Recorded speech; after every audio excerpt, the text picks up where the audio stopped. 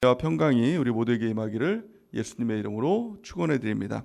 오늘 말씀은 사도행전 2장 37절에서 41절 말씀을 근거로 성령을 통한 회개의 역사라는 제목으로 하나님 말씀 증거하겠습니다. 성령이 이끄는 교회 사도행전 강의 9번째 시간입니다. 사도행전 2장 말씀은 성령이 초대교회 최초로 임재하시는 그 장면을 우리에게 보여주고 있는 것입니다. 예수님께서 이 땅에 사역을 다 마치시고 또 하늘로 승천하신 이후에 오직 성령이 너에게 임하시면 너희가 권능을 받고 예루살렘과 온 유대와 사마리아와 땅 끝까지 이르러 내 증인이 되리라 라고 말씀하신 후에 하늘로 이제 올라가셨죠. 그 이후에 사도들이 뭘 해야 될지 몰랐습니다. 그들이 이제 예수님이 계실 때는 항상 예수님만 따라다니면 됐는데 예수님이 안 계시니 이제 우리가 어떻게 해야 되나, 어떻게 보면 이제 답답함도 있었고 또 미래에 대한 어떤 두려움도 있었겠죠. 근데 그들이 했던 것, 너무 잘했던 것이 무엇입니까? 모여서 오로지 기도에 힘썼다는 것입니다. 오로지 기도에 힘썼더니 마침내 그들에게 성령이 강림하시는 성령의 역사가 나타나게 되는 것이죠. 성령의 역사는 단지 마음의 위안을 주고 평안을 주는 것뿐만이 아니라 실제적인 하나님의 역사였다는 것을 오늘 이 사도행전 2장은 우리에게 그것을 증거하고 있는 것입니다. 그래서 바람 같은 성령이, 또 불 같은 성령이 실제적으로 그들의 귀에 들리고 그들의 눈에 보였다는 것입니다. 그래서 그들의 그 머리 위에 불이 임하는 하나님의 역사가 나타나게 되는 것이죠. 뿐만이 아니라 그들에게 변화가 일어났습니다. 가장 핵심적인 그 변화는 말이 변하게 됐다는 것입니다. 성령의 말하게 하심을 따라 그들이 말하는 일들이 일어나게 됐다는 것입니다. 그들이 의도했던 것, 아는 말을 했던 것이 아니라 거기에 세계 각지에서 오순절을 맞이하기 위해서 왔던 그 사람들의 말로, 방언으로 기도하고 또 말씀을 선포하기 시작한 것입니다. 그랬더니 그들이 막 놀랐죠. 어떻게 저들이 배우지도 않은 사람들이 외국어를 잘하는지, 또 우리의 말을 그렇게 하는지 놀랐습니다. 또한 그 말의 선포가 십자가와 부활에 대한 말이었죠. 방언이. 그러니까 그들이 막 그것들을 들으면서 또 회개하는 역사들이 나타나고 또 복음을 받아들이는 하나님의 역사가 나타나는 것들을 볼 수가 있는 것입니다. 우리가 성령을 받았다고 하는 것은 실제적인 하나님의 역사인 것입니다. 우리가 성령 체험을 아마 여러분들도 해보셨을 것입니다. 그러면 막 가슴이 뜨거워지고 또 뭐 환상이 보이기도 하고 또 이상한 또 몸의 반응들이 나타나기도 한다는 것입니다. 그런데요, 성령의 역사는, 성령의 충만함의 역사는 그것으로 그치는 것이 아닙니다. 많은 우리나라에도 성령의 역사들이 일어나는 그런 성령 시대가 있었지 않습니까? 막 오순절 성령의 막 그런 역사들이 나타나고 또 많은 성도들이 막 방언을 하기 시작하고 또 변화되는 역사들이 나타나기 시작했다는 것입니다. 근데 문제는 뭐냐면 거기에 만족하면 안 된다는 것입니다. 그것이 성령의 역사가 다가 아니다 하는 것입니다. 근데 많은 사람들이 그 성령의 역사가 단절합니다. 그래서 불 받고 뭐 방언하고 막 그런 것들, 막 뜨거워지고 막 몸이 막 자기 말 안 듣고 막 꼬이고 막 그런 것들이 성령의 역사가 단절합니다. 그건 지나가는 것입니다. 일시적인 것이죠. 성령께서 살아계시다, 실제적인 분이다, 이것들을 우리에게 체험하게 하시고 보여주기 위해서 그런 현상들이 나타나게 되는 것입니다. 근데 사람들은 그것이 단지 알고 자꾸 그것만 체험하려고 하다 보니 이 신앙이 이상해지는 것입니다. 그건 잠깐 보여주는 것이거든요. 근데 그걸 자꾸 찾아서 기도원 다니고 막 뭐 집회 다니고 막 그러다 보면 신앙생활이 정말 하나님께서 원하시는 뜻대로 살아가는 삶이 아니라 자기가 원하는 삶, 자기가 원하는 성령, 그것만을 자꾸 추구하다 보니 그 중심이 또 자기 중심이 되는 것이죠. 그래서 주님이 주인이 되는데 내가 자꾸 성령을 끌어당기고 그걸 체험하고자 하는 그런 잘못된 신앙으로 가게 된다는 것입니다. 그래서 가장 중요한 것은 무엇이냐면 그 이후입니다. 그 모든 것이 다 이루어지고 체험이 되고 나서 베드로가 일어나서 하나님의 말씀이 선포가 되죠. 성령의 체험, 이것은 일시적인 것이지만 하나님의 말씀은 영원한 것입니다. 그래서 우리가 중점적으로 우리가 관심을 가져야 될 것은 하나님의 말씀이죠. 그 이후에 하나님의 말씀인 것입니다. 그 말씀이 우리 가운데 들려지고 말씀이 깨달아지고 말씀으로 변화되는 것, 이것이 진정한 성령의 역사인 것입니다. 그래서 말씀 없는 성령은 없고 또 반대로 성령 없는 말씀은 없는 것입니다. 성령과 말씀은 항상 같이 가는 것이죠. 성령의 충만함을 받았다는 것은 그 말씀이 달라졌다는 겁니다. 성령 받기 전에는 아무리 말씀이 선포가 돼도, 아무리 말씀을 들어도 그냥 말씀이 이해가 잘 되지 않습니다. 그래서 따분하게도 생각이 되고 설교 빨리 끝났으면 좋겠다, 빨리 집에 가게, 이런 생각이나 하고 이제 그 집중이 안 되는 것이죠. 말씀으로 내가 변화되지 않는 것이죠. 그런데 성령이 임하면 완전히 변화되는 역사가 뭐냐면 말씀이 너무 단 겁니다. 또 말씀으로 완전히 변화되는 역사가 나타나게 되는 것입니다. 오늘 성령의 역사 가운데 베드로가 하나님의 말씀을 선포합니다. 십자가에 대해서 선포하고 부활에 대해서 선포를 하기 시작하죠. 그럴 때 중요한 것은 그 말씀을 들은 사람들의 반응인 것입니다. 오늘 본 말씀은 그들이 어떻게 반응했는지 우리에게 보여주고 있습니다. 37절 말씀 같이 한번 읽어보겠습니다. 37절 말씀 시작. 그들이 이 말을 듣고 마음에 찔려 베드로와 다른 사도들에게 물어 이르되 형제들아 우리가 어찌할꼬 하거늘. 아멘. 그들이 이 말을 듣고 마음에 찔렸다는 것입니다. 왜 마음에 찔렸을까요? 그 성령의 말씀이었기 때문에 그렇습니다. 성령의 말씀은 우리에게 감동을 줍니다. 마음에 감동을 주죠. 또 성령의 감동을 주죠. 또한 책망하시는 것입니다. 성령의 책망을 주죠. 또 세 번째는 성령의 조명하심을 주는 것입니다. 그래서 성령께서 주시는 하나님의 말씀을 들으면 내 안에 있는 것들, 그런 것들이 다 드러나게 된다는 것입니다. 사람들의 특징 중에 하나가 뭐냐면 자기 자신을 숨기려고 하는 특징이 있는 것이죠. 죄도 숨기고 자기 자신에 대해서 공개하려고 하지 않는 그런 속성이 있는 것입니다. 아무리 죄인이라고 하더라도 자꾸 매너로 숨기는 것이죠. 친절한 모습으로 믿음 있는 척하면서 자신은 안 그런 척하면서 자꾸 숨기려고 한다는 것입니다. 성령이 임재하시고 하나님의 말씀이 선포될 때 그것이 정말 하나님의 말씀인가 하는 것은 그 말씀을 통해서 하나님의 감동이 일어나고 그 말씀을 통해서 내가 책망을 받고 그리고 그 말씀을 통해서 조명하심을 받고 내 안에 있는 것들이 다 드러나게 되는 것입니다. 오늘 말씀을 들은 이 군중들의 반응, 이것이 무엇입니까? 이것이 바로 말씀을 듣고 마음에 찔렸다는 것입니다. 마음에 찔렸다는 거예요. 그래서 그 안에 있던 죄성들이 다 드러났다는 것입니다. 그래서 말씀을 들을 때 이것은 마치 우리가 공항에 가면 공항 탐색대를 지나지 않습니까? 엑스레이 그것을 지날 때 내 주머니에 있는 것, 또 가방에 있는 것, 그 옷에 안에 있는 것, 그 모든 것이 다 막 보이잖아요. 그것과 마찬가지인 것으로 이 성령이 임재하시면 우리 안에 있는 것들이 다 드러나는 역사가 나타나게 된다라는 것입니다. 그래서 마음에 찔렸다는 이 말을 원어로 보면 칼로 배임을 당했다는 것입니다. 그래서 양심이 찔리고 감정에 동요가 일어났다라는 것입니다. 성령이 임재하신 가운데 말씀을 듣고 우리가 정말 이 형제 어찌할꼬 라고 하나님 앞에 나가는 우리 모든 은혜가 있기를 바랍니다. 그래서 설교 말씀을 듣다가 어떤 성도들은 때로는 그런 말을 하는 성도들이 가끔 있습니다. 아, 목사님 어떻게 내 이 사정들을 그렇게 잘 아시냐.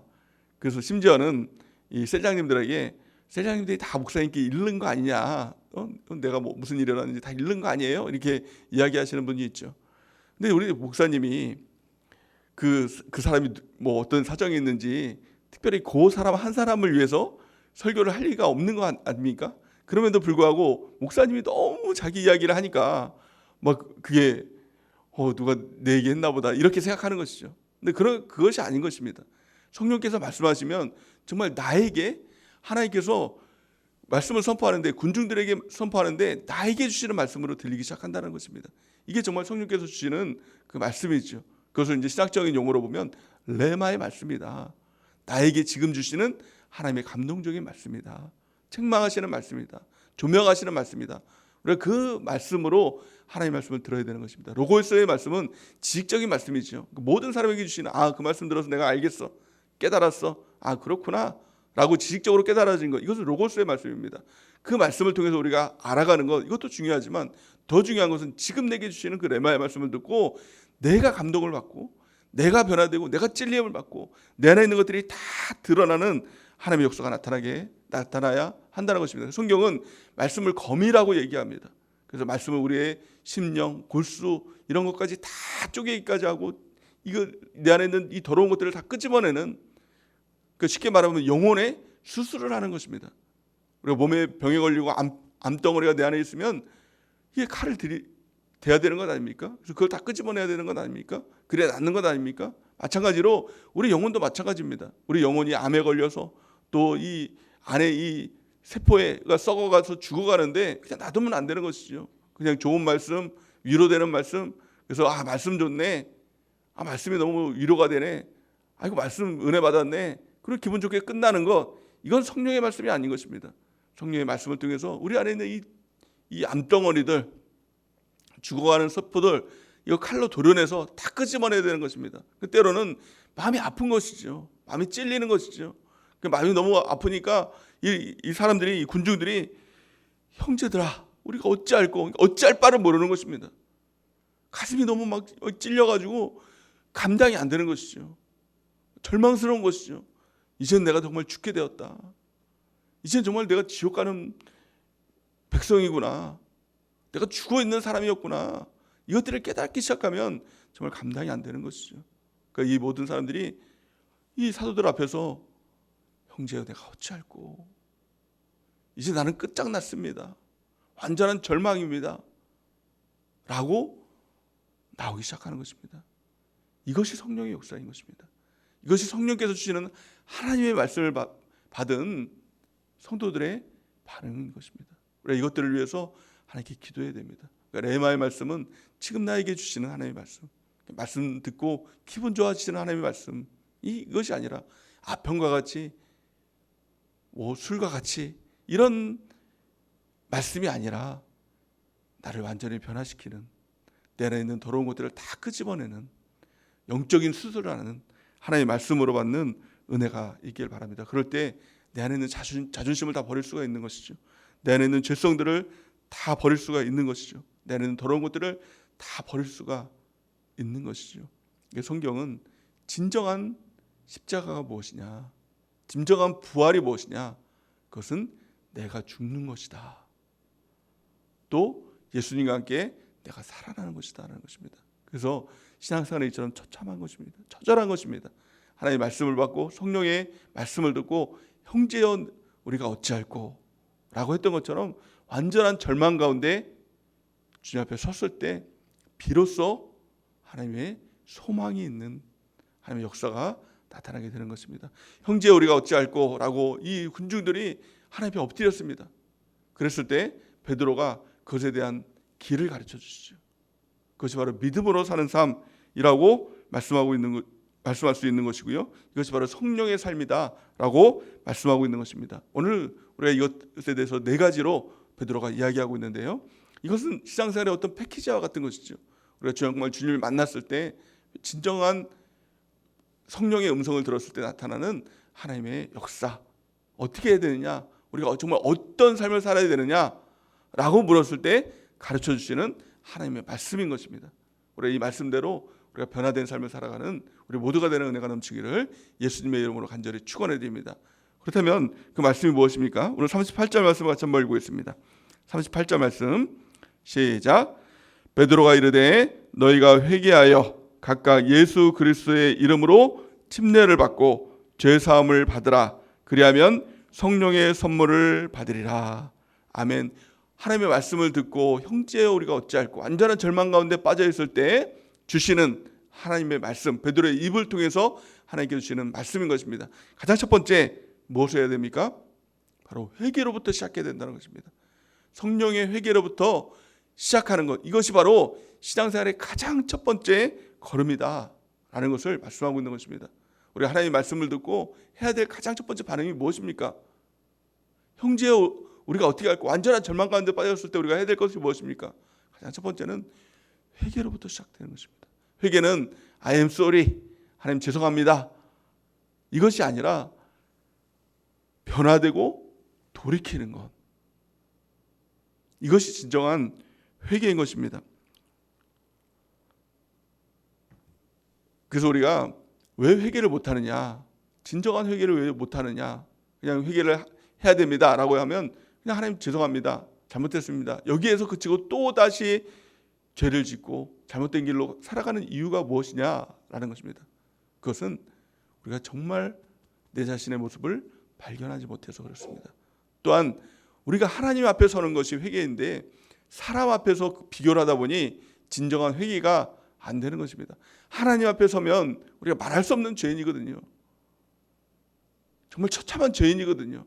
어찌할 바를 모르는 죄인, 그 모습이 우리 가운데 발견되거든요. 왜냐하면 성경에 보면 예수님께서는 빛이라고 말씀하십니다. 그 빛이 우리 가운데 비춰지면 어두운 가운데 우리 가운데 있었던 그 모습들이 다 발견되기 때문에 우리의 모습들이 누구보다도 처참한 죄인입니다. 그래서 바울은 스스로의 모습을 보면서 내가 죄인 중에 괴수로다 라고 이렇게 고백하는 모습들을 볼 수가 있는 것이죠. 그런데요, 우리가 왜 자꾸 죄인이 아니라고 하느냐? 사람들과 비교하기 때문에 그렇습니다. 하나님 앞에 서야 되는데 내가 저 사람보다는 낫지. 저 사람은 사기치고 뭐 거짓말도 잘하고 뭐 음탕하고 음란하고 뭐 그런 사람인데 나는 저 사람보다는 낫지라고 하다 보니 사람과 비교하다 보니 회개를 하지 못하는 것입니다. 진정한 회개가 안 되는 것입니다. 우리는 다 각각 하나님 앞에 서야 되는 것입니다. 주님 앞에 서서 우리의 모든 죄가 다 발각되고 그 앞에서 형제 어찌할 까 엎드려 절망할 때 진정한 회개가 나오고 변화되고 돌이키는 하나님의 역사가 나타나게 되는 것입니다. 구원은 회개로부터 시작하는 것입니다. 회개가 없는 구원은 없는 것이죠. 또 회개가 없는 성령의 임재도 없는 것입니다. 회개는 하지 않고 성령 충만 주세요, 성령 충만 주세요. 이것은 그냥 단지 미신적인 어떤 체험만을 바라는 그런 기도가 되는 것입니다. 가장 첫 번째는 하나님께 엎드려서 회개하는 것. 성경을 통해서 하나님은 회개의 모습을 보여주고 있습니다. 진정한 회개가 무엇일까요? 그것은 주님께로 돌아가는 것. 이것입니다. 면목 없지만 돌아가는 것. 예수님께서는 이 탕자의 비유를 통해서 진정한 회개가 무엇인가를 말씀하고 있죠. 아버지를 떠나서 아버지께서 주신 거 허랑방탕하게 다 써버리고 완전한 세상 가운데 돌아가 있는 이 탕자가 면목 없지만 모든 것 다 잃어버리고 다 탕진하고 아버지께로 돌아오는 터덜터덜 이 거지 같은 모습으로 돌아오는 이 모습, 이게 회개다라는 겁니다. 그러면 하나님께서 그를 씻어주시고 안아주시고 옷을 입혀주시고 그걸 안전하게 새롭게 해주시는 하나님의 역사가 나타나는 것. 그 다음부터는 하나님께서 하시는 역사가 나타나게 되는 것입니다. 우리가 해야 될 것은 무엇입니까? 그 주님께로 돌아가는 것이죠. 면목 없지만 더럽지만 추하지만 자격 없지만 그래도 내가 주님밖에 없습니다. 돌아갈 곳은 오직 주님밖에 없습니다. 라는 고백으로 주님께로 돌아가는 것입니다. 이것이 진정한 회개의 역사인 것이죠. 그럴 때 구원이 있고 그럴 때 성령의 역사가 나타나게 되는 것입니다. 아마도 이 설교를 하는 이 사람은 바로 베드로였죠.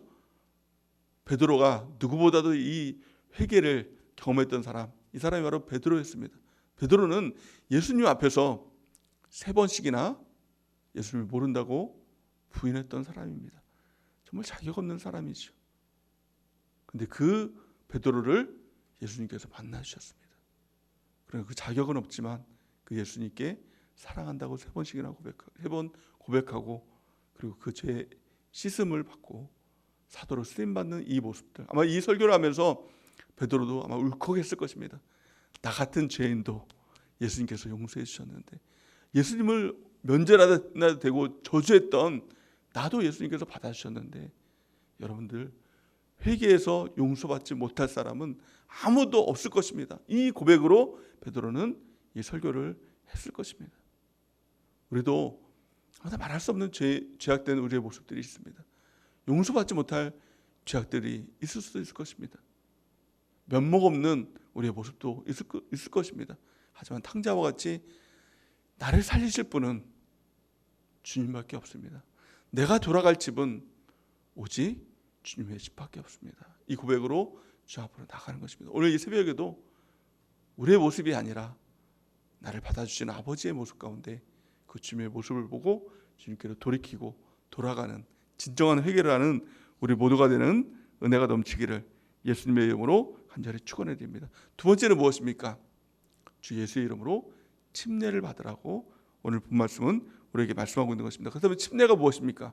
침례는 우리가 회개했을 때 그 외적인 표식이 바로 침례입니다. 그 즉각적인 하나님의 반응인 것이죠. 예수님의 자녀가 되었음을 또 하나님 앞에서 공식적으로 선포하는 것이 바로 침례입니다. 사람들은 침례, 의식적인 거 꼭 받아야 되냐라고 이야기하는 분들도 있습니다. 근데 그 침례는요, 꼭 받아야 되는 것이죠. 우리가 사랑하면 꼭 결혼해야 됩니까? 그냥 같이 살고 그냥 그러면 안 됩니까? 그게 안 되는 것이죠. 결혼을 해야 되는 것이죠. 공식적으로 이 사람을 정말 사랑하고 이 사람과만 사랑을 나누며 살겠습니다라는 공식적인 표현이 무엇입니까? 역시 결혼인 것이죠. 마찬가지로 우리 예수님을 사랑합니다. 그냥 사랑하고 살면 안 됩니까? 아닙니다. 그렇게 살면 안 됩니다. 이게 사랑한다고 그냥 동거만 하고 그냥 그렇게 살지 않는 것과 마찬가지로 하나님을 사랑한다면, 예수님을 사랑한다면 침례를 통해서 내가 예수님만 사랑하고 나는 죽고 예수님으로만 살겠습니다 라는 공식적인 그 표현이 바로 침례인 것입니다. 그렇다면 침례의 의미가 무엇입니까? 성경은 또한 이렇게 말씀하고 있죠. 너희가 구원을 받았으면 반드시 침례를 받아라. 그것은 가장 첫 번째 예수님께서 주시는 바로 명령인 것이죠. 마태복음 28장 19절 우리 같이 한번 읽어보겠습니다. 시작. 그러므로 너희는 가서 모든 민족을 제자로 삼아 아버지와 아들과 성령의 이름으로 침례를 베풀고, 아멘. 예수님께서 주시는 명령, 이것이 바로 침례인 것입니다. 그래서 침례의 의미가 무엇입니까? 침례는 바로 십자가와 부활, 그것이 외적으로 나타나는 그 표식이 바로 침례인 것입니다. 성경은 이렇게 말씀하고 있죠. 로마서 6장 3절에서 4절 우리 같이 한번 읽어보겠습니다. 시작. 무릇 그리스도 예수와 합하여 침례를 받은 우리는 그의 죽으심과 합하여 침례를 받은 줄을 알지 못하느냐. 그러므로 우리가 그의 죽으심과 합하여 침례를 받음으로 그와 함께 장사되었나니 이는 아버지의 영광으로 말미암아 그리스도를 죽은 자 가운데서 살리신과 같이 우리로 또한 새 생명 가운데서 행하게 하려 함이라. 아멘. 침례가 무엇입니까? 죽고 사는 것, 이것이 침례입니다. 예수님께서 십자가에 달려 돌아가실 때 예수님 혼자 죽으신 것이 아니라 예수님과 함께 나도 죽었다 라고 성경은 말씀하고 있는 것이죠. 갈라디아서 2장 20절 말씀에 그렇게 말씀하고 있는 것 아닙니까? 침례가 무엇입니까? 내가 예수님과 함께 죽었습니다. 물속에 잠길 때 그것은 죽음입니다. 내가 예수님과 함께 죽었습니다. 이것이 바로 침례인 것이죠. 또 물속에 잠겨서 그냥 죽은 것이 아니라 또 물속에서 나오는 것이죠. 나오는 것이 무엇입니까? 내가 예수님과 함께 다시 살았습니다. 이 고백이 되는 것입니다. 그 회개를 했다면 반드시 침례를 받는 것이죠. 그렇다면 지금 우리가 회개를 한다고 하면 또 침례를 받아야 됩니까? 날마다 우리가 침례를 받아야 됩니까? 그것이 아니죠. 침례를 한 번 받으면 됩니다. 그리고 또 그 침례를 우리 마음속으로 또 받는 것이죠. 지금 회개했다면 하나님, 나는 이제 죽은 존재입니다. 십자가를 묵상한다는 것은 나는 죽은 사람입니다. 이것을 고백하는 것이죠. 그래서 사도 바울은 나는 날마다 죽노라 이렇게 고백하는 것이죠. 그것은 무슨 말입니까? 나는 날마다 십자가를 붙들고 살아갑니다. 나는 죽고 예수님이 사시는 삶을 나는 날마다 살아갑니다. 이 고백 아닙니까? 오늘 마찬가지입니다. 우리가 진정 하나님께 회개하고 주님께 돌이켰다면 이제 나는 죽었습니다. 이제는 내가 예수님과 함께 삽니다. 내 안에는 예수님으로 살아갑니다. 이 고백을 진정으로 하는 것입니다. 또한 성경은 너희가 회개하여 각각 예수 그리스도의 이름으로 침례를 받고 이렇게 말씀하고 있는 것입니다. 이 침례라는 것은 개인 스스로 하는 것이죠. 그러니까 이 무리 가운데 내가 있으니까 침례가 되는 것이 이것이 아니라 날마다 내 스스로가 주님께 이렇게 고백하는 삶을 살아가야 된다는 것입니다. 세 번째는 바로 죄사함을 받고 이렇게 말씀하고 있는 것이죠. 이럴 때 진정한 죄사함이 있는 것입니다. 회개를 하고 침례를 받고, 침례는 무엇입니까? 십자가와 부활을 통해서 나는 죽고 예수님이 사십니다. 이 고백을 할 때 진정한 죄사함의 역사가 나타나게 되는 것입니다. 죄사함이 무엇입니까? 그냥 그 죄 하나 사해주고 내가 용서해 주세요 하면 그 죄 용서해 주고 또 그냥 마음이 시원해지고, 이것이 죄사함이 아니라 완전히 새 사람이 되는 것이 죄사함인 것입니다. 우리 예수님께서는, 하나님께서는 우리의 죄를 기억지도 않게 해주겠다, 기억지도 않겠다, 완전히 새롭게 되게 하겠다라는 것이 진정한 죄사함인 것입니다. 그 죄사함은 내가 지은 죄 이거 사해주고 끝나는 것이 아니라 더 한 걸음 나아가서 죄를 이길 수 있는, 더 이상 죄를 안 짓는 하나님의 능력 가운데, 그 은혜 가운데 살아가는 것, 이것이 완전한 죄사함의 역사인 것입니다. 죄의 지배로부터 완전히 벗어나는 것, 이것이 죄사함인 것이죠. 우리가 왜 죄를 짓고 반복적으로 죄를 짓고 죄를 지면 안 되는데 이제 끊어내야 되는데 라고 하면서도 왜 그 죄 가운데서 벗어나지 못하느냐? 죄는 힘이 있기 때문에 그렇습니다. 죄도 능력이 있습니다. 죄의 지배, 죄가 우리를 끌고 다니기 때문에 그렇습니다. 그 뒤에는 엄청난 마귀 사탄 역사가 있는 것이죠. 그 군대와 같은 사탄이 그 죄 가운데 있기 때문에 벗어날 수가 없는 것입니다. 하지만 진정으로 우리가 회개하고 침대를 받고 죄사함을 받게 된다면 그 죄의 세력으로부터 마귀로부터 끊어지는, 마귀를 끊어내고 마귀를 쫓아내는 하나님의 역사가 나타나게 되는 것입니다. 그래서 죄로부터 벗어나서 자유롭게 되는 하나님의 역사가 나타나게 되는 것입니다. 진정한 자유가 무엇입니까? 세상 사람들은 그 자유를 죄에 대한 자유, 마음대로 죄 짓고 싶은 자유, 그것을 자유라고 생각하죠. 근데 그것은 자유가 아닌 것이죠. 진정한 자유가 무엇입니까? 우리가 예수님을 믿으면 자유가 있다라고 하는데 그 자유가 무엇입니까? 내가 죄를 안 짓는 자유예요. 주님의 뜻대로 살아갈 수 있는 자유입니다. 말씀대로 살아갈 수 있는 그 자유, 그 자유를 우리가 소유하게 되는 것입니다. 이것이 진정한 죄사함의 역사가 되는 것입니다. 네 번째는 그러면 어떻게 됩니까? 성령의 선물을 받으리니 이렇게 말씀하고 있는 것입니다.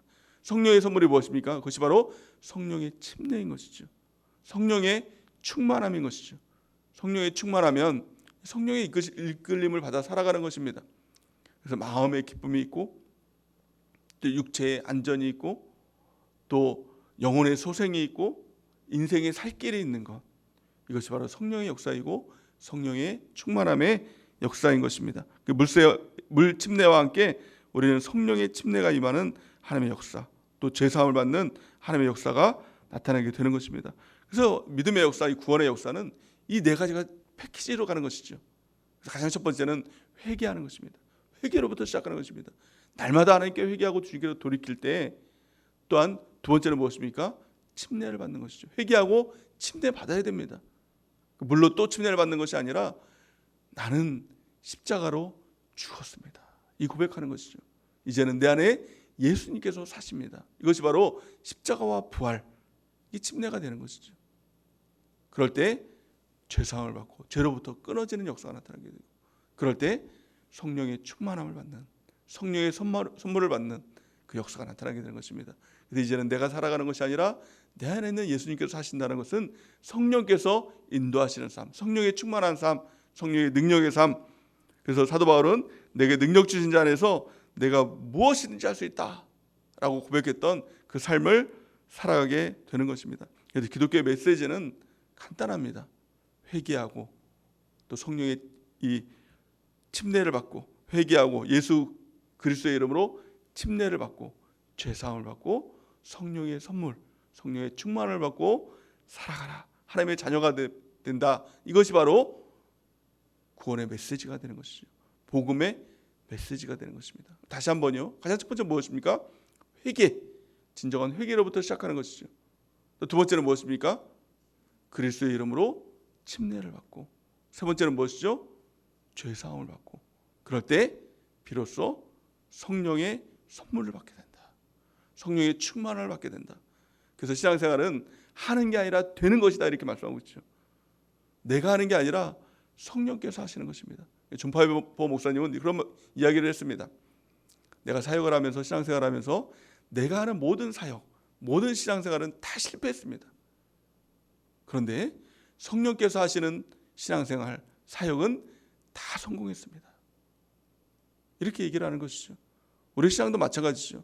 신앙생활 왜 실패합니까? 교회생활 왜 실패합니까? 하나님의 사역 왜 실패합니까? 그 이유는 단 한 가지예요. 내가 하면 다 실패입니다.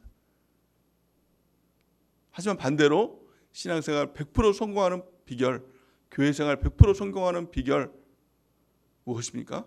성령께서 하시면 돼요. 어떻게 성령께서 하십니까? 가장 첫 번째, 회개하고 그리스도의 이름으로 침례를 받고 죄사함을 받는 겁니다. 그러면 성령의 선물, 성령의 충만함을 받게 되는 것이죠. 그럴 때 우리 가운데 참 놀라운 성령의 역사, 능력의 역사가 나타나게 되는 것입니다.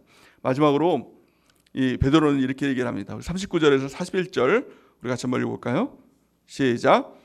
이 약속은 너희와 너희 자녀와 모든 먼데 사람 곧 주 우리 하나님이 얼마든지 부르시는 자들에게 하신 것이라 하고 또 여러 말로 확증하여 권하여 이르되 너희가 이 패역한 세대에서 구원을 받으라 하니 그 말을 받은 사람들은 침례를 받음에 이날에 신도의 수가 3,000이나 더하더라. 아멘. 이것이 하나님의 약속이라고 말씀하고 있죠. 약속이 무엇입니까? 다시 한번 할까요? 다시 첫 번째, 회개하고 그리스도의 이름으로 침례를 받고 죄 사함을 받으라. 그러면 성령의 선물을 주겠다. 이것이 하나님의 약속이다. 너와 너희 자녀와 또 먼데 있는 사람 곧 우리 하나님이 얼마든지 부르시는 자들에게 하신 것이다. 모든 사람들에게 주시는 하나님의 약속. 회개하고 그리스도의 이름으로 침례를 받으면 죄 사함을 받고 성령의 선물을 받게 된 것이다. 너가 하는 것이 아니라 이제는 성령께서 하시는 것이다는 거예요. 근데 사람들이 참 무식하니까 이 약속의 말씀을 붙들지 않고 그냥 이 앞에 있는 거 다 그냥 생략하고 그냥 성령 충만 달라고 기도하는 거예요. 무작정 성령 충만 달라고 기도하는 거예요. 그러니까 성령이 아니라 엉뚱한 영을 받고 또 성령 구했는데 왜 성령 안 주냐고 이렇게 얘기하고 이런 일들이 일어나게 되는 것입니다. 무작정 성령은 없는 것입니다. 난데없는 성령은 없는 것입니다. 가장 첫 번째는 회개하고 그리스도의 이름으로 침례를 받고 침례가 무엇이라고 했습니까? 십자가와 부활. 나는 죽고 예수님이 내 안에 사십니다. 이 고백인 것이죠. 그럴 때 진정한 죄사함을 받고 죄로부터 완전히 끊어지는 역사가 나타나고 그럴 때 성령의 충만, 성령의 선물을 받게 되고 성령을 통해서 우리가 능력 있는 삶을 살아가게 되는 것입니다. 41절 말씀에 보니까 그 말을 받은 사람 그 사람들이 침례를 받음에 이날에 신도의 수가 3,000이나 더하더라. 하나님의 놀라운 부흥의 역사가 나타나게 되는 것이죠. 오늘 이 말씀을 우리 가운데 마음 가운데 담고 가장 첫 번째 시작 회개로부터 시작하는 것입니다. 회개는 자격 없지만 하나님께 나갈 면목이 없지만 내가 이제 하나님밖에 없어서 탕자의 심정으로 하나님께 돌아갑니다. 아버지께 돌아갑니다. 이것으로부터 시작하는 것입니다. 또한 그리고 오늘도 침례 받으세요. 침례가 무엇이라고 했습니까? 예수님의 십자가로 나는 죽은 존재입니다.